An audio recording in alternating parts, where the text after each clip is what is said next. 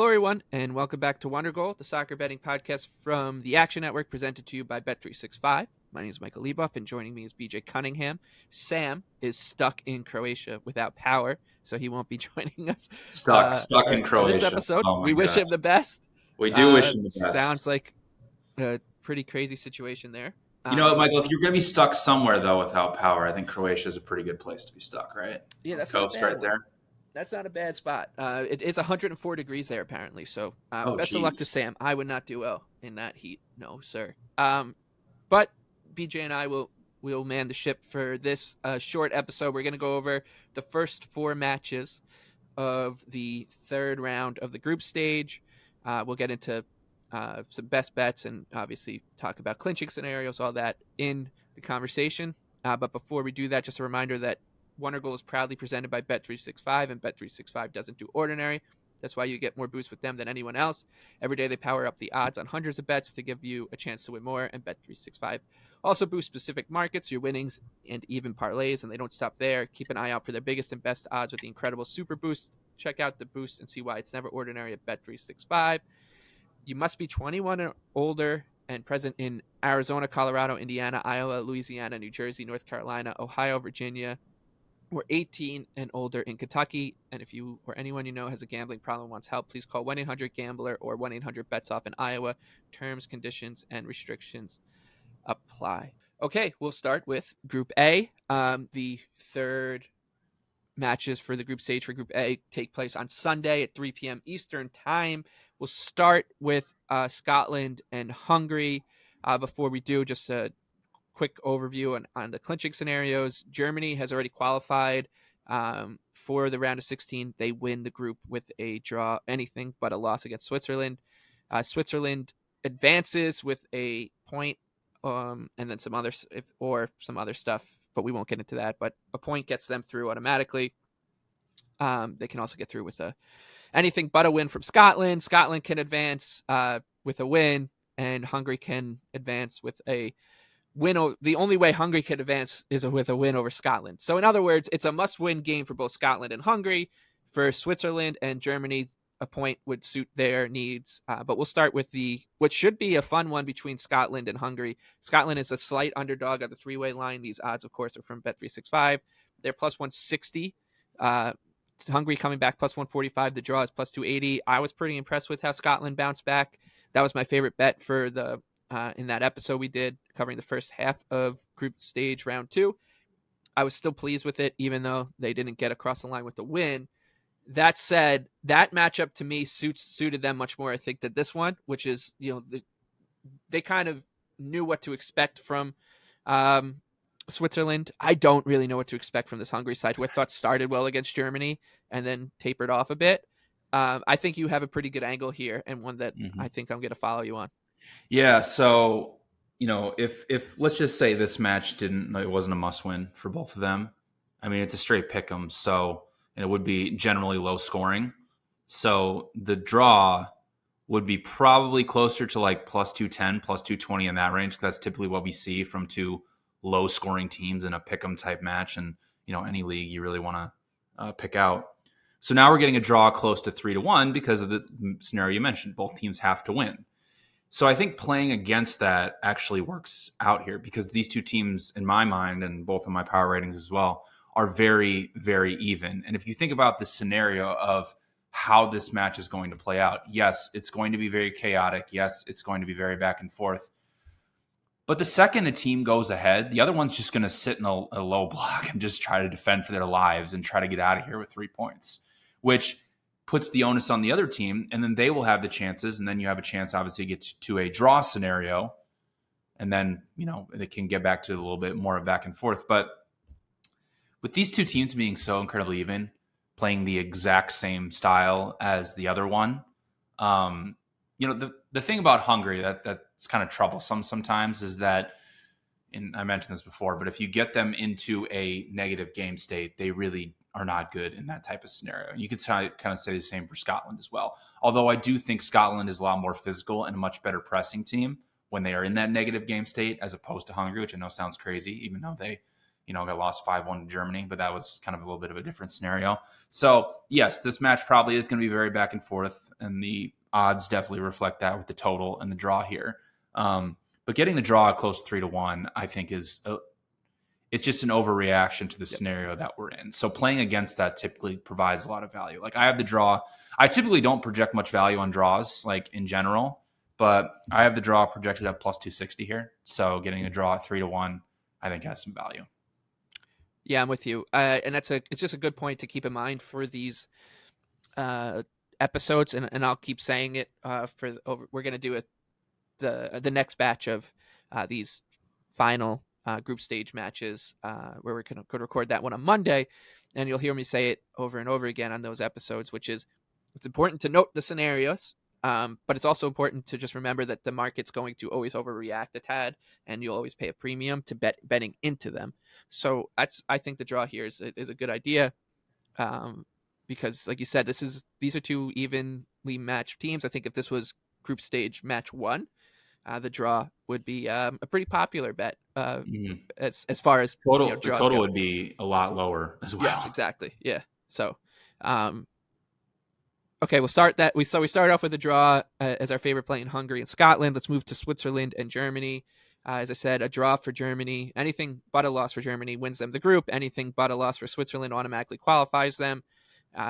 Switzerland is a 4-1 underdog here. Germany is odds on -143 on the 3-way line, and the draw is plus 275.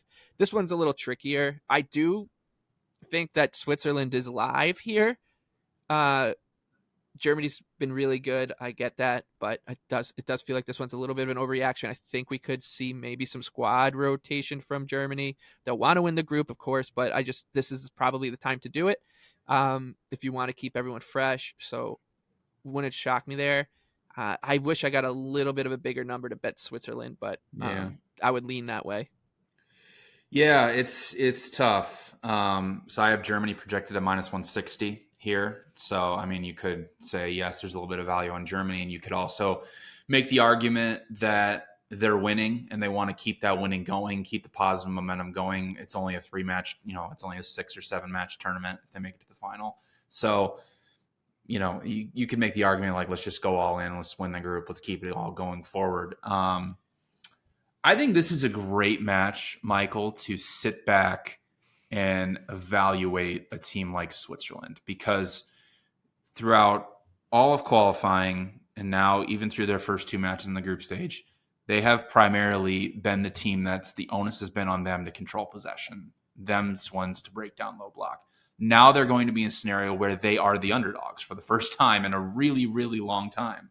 So evaluating them against a team like Germany, because they're going to face the second place team in Group B in the round of 16, which could be Italy or it could be Croatia or maybe even Albania for that matter. But seeing how they match up against a team like Germany here, if they finish second, I think is a good evaluation point for how they could fare against Croatia or Italy. So for me, I kind of want to just sit back and watch and see how Switzerland sets up, see how they're playing, maybe a potential to get in on them live during the match as it's going on if Germany does rotate that squad. But for me, I think this is a pass, and just wait and kind of see what happens and then kind of evaluate these teams for their round of 16 matchups. Okay, that brings us to Group B, and this one is really, really well poised to be chaotic. Spain won the group, so that's done and dusted. Italy finishes as a runner-up if they avoid defeat against Croatia. They can't finish runner-up with a loss, so they'd have to advance as a third-place team if they lose to Croatia and Albania loses or draws against Spain. If they lose and Albania pulls the upset, Italy's gone. This thing could go in a million different directions. Yeah. Albania's in a must-win spot. Croatia's in a must-win spot. They have to go for it here, which really sets us up for some fun matches. Now let's start with the Albania-Spain match, because this one, I mean, it's so much fun. So Albania's plus 650. I think that price would be a little bit, maybe not a little bit, a lot bigger if Spain had anything to play for here, but they don't. Spain's minus 240 and the draw's plus 375. Like I said, Spain's through. Like, they've got nothing to play for here.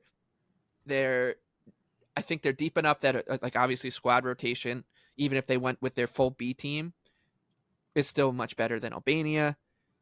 That said, like this looks like a spot where if you want to have a little bit of fun and you want to bet Albania to do it, not saying that Spain would go full disgrace of Guion on us and but like this is one of these situations, which is why we love these tournaments, that like there's no incentive for Spain to win this match. I think everybody would argue that they would, and of course they would never admit to this themselves, but everyone else in the world outside of the playing group would say, yeah, you give yourself a better chance to win the tournament at large if Albania wins this match, because you'd much rather Albania have a chance to go through and knock one of those other two teams out.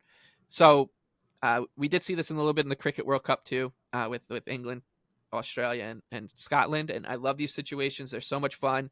You can get, I would say it's a little dangerous to like just bet into them, but there's no way I would consider backing Spain here, considering the situation. So I'm going to do it. I'm just going to ride with it. Maybe it's not the most plus EV bet ever, but it would be fun. Monday afternoon kickoff, good way to spend a Monday, good way to kick off your week, to root for these Albanians to pull the upset against a Spain team that has nothing to gain from winning it. Yeah, so I like both teams to score no, minus 115. I think I don't think you're going to see Spain go full balls to the wall here and, try and go. I mean, they'll obviously want to win, keep the positive momentum going. But I don't think they're going to even let Albania have a sniff of the ball here. Rodri's not going to play, which is a big loss. But again, Spain has great midfielders and guys who can slot in very nicely in his role, and it's not really going to matter that much. But even though Albania created over 2 expected goals against Croatia, you still see the limitations of what they have offensively. Like, it's just transition attacks. It's just shots from outside the box. Again, I know they create a lot of chances, but Spain, I think you could make the argument that they were the most impressive team. Now, we still got a couple matches left to go. We're recording this before most of Friday and Saturday's matches, but I think you can make the argument that Spain was the most impressive team of this round 2 of the group stage matches with what they did against Italy. What they did was their counter pressing was so impressive. They couldn't even Italy couldn't even get out of their own final third for most of the match, and Spain ended up with 11 high turnovers. So I think you're going to see Spain come out and just not even let Albania get out of the final third, control this match from the start. I mean, they had a 77% field tilt against Italy. What do you think they're going to do against Albania? So I like both teams to score at minus 115. I think it's a kind of a really low price for how dominant of possession Spain's going to have in this match. They are vulnerable to balls over the top, but again, I think the Albania offense is still very, very limited in their ability to actually put the ball in the back of the net. So I like both teams to score at minus 115, projected this closer to minus 150. So I like the value on it. Okay, we'll wrap up this abbreviated episode with Croatia and Italy. Croatia plus 220. Underdogs, Italy plus 135. The draw here is plus 220. This is gonna be fun, I think. Yep. I mean, both these matches in this group are obviously going to be fun for different reasons. But Croatia has to win. Like, they've got to go for it. And Italy needs to avoid defeat. So it sets up for a situation where Italy, and it's not going to be in their DNA under Spalletti, is like you can't make a big mistake. You got to play a little bit closer to the vest. Croatia, meanwhile, they need to go for it, which is not in their really DNA either. So it's these two teams have kind of got to have this like internal kind of battle, I guess. I don't know. I think it sets up for a pretty ugly one. I actually don't hate the 0-0 here at all. I think that this is going to be, heaps and heaps of pressure on both teams, of course. But with Croatia being the team that needs to kind of push for the win, I just don't think that they have that in their locker. Meanwhile, it also plays into Italy's strength to like catch them, maybe sending too many people forward and getting space behind them, challenge that transition defense. So like this one feels like one where one of those classic tournament matches where Croatia, it's they drag this thing 0-0 to like the 60th minute, and then they get on the front foot, but it's too late by that point. So I think 9-1 on the 0-0 is fine. If you want to take some, a little bit of a less of a risky way to get there, you can go with the draw, which I also think is interesting at plus 220. So, because if this match is 0-0 also with like 20 minutes left, it behooves Italy just to shut it down. And I know that's once again going against what they're trying to do with their new manager, but I think there's just a lot of ways this thing can get to a scoreless match. I think it would be our first, at least right now, 0-0 of the tournament. Yeah, I am projecting a little bit of value on under 2.5, projected closer to 2.1 goals here. So under 2.5 is minus 110. You're right, is that Italy is playing for a draw here. They are playing to finish in second in this group because obviously they have no chance of getting first place, right? So that's going to put the onus on this Croatia team that, yes, I know they scored twice against Albania, but for the first like 70 minutes of that match, they were doing absolutely nothing. Like they were well under one expected goal. They weren't creating any chances. They were actually allowing Albania to control the match for large stretches of it. So they were looking horrible. And typically with Croatia in these international tournaments, Michael, is just how it happens. They just blitz you for like a couple minutes. And then it's like, wait, how'd they score twice? Like, wait, how'd they create all that? Like this happened at the World Cup over and over again, where they would just do absolutely nothing. And then boom, it just happens.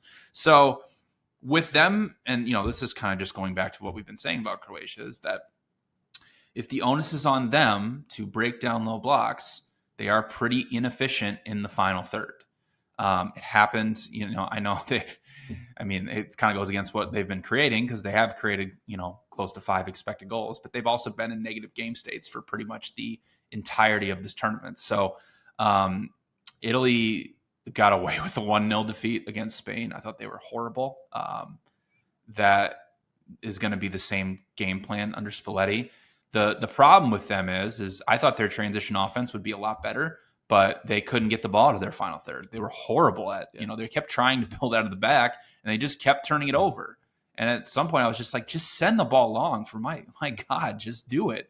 Like just play more direct and you can have a lot more success, but they just kept trying to build out of the back. So Croatia's a decent pressing team. They could give them a lot of problems here, but yeah, I would play this more towards a lower event type match. I don't hate a look on Croatia either if you want to play them on the money line, just because of the scenario that Italy is in. I agree if all else was equal, I agree that Italy should be around the price as a favorite as they are right now. But if you want to play against that, I think that there is a little bit of value in Croatia. So I'll be staring at under 2.5 and minus 110, but I also really can't figure out these two teams. So I might just sit back and see what happens. Perfect. All right. If you had to flag one play as your favorite bet for these 4 matches, what would it be?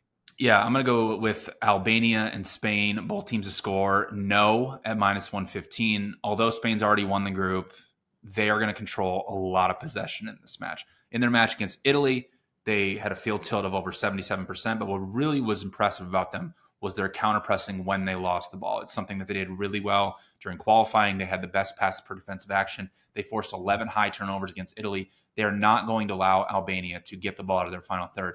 Even though they've already won the group, they still want to keep the positive momentum going. They still want to play good football. So with Albania being very limited offensively with just transition attacks and shots from outside the box, I think we're going to see a very low event type match, and Albania's chances are going to be very limited. So both teams to score at minus 115, I think, is a little too low.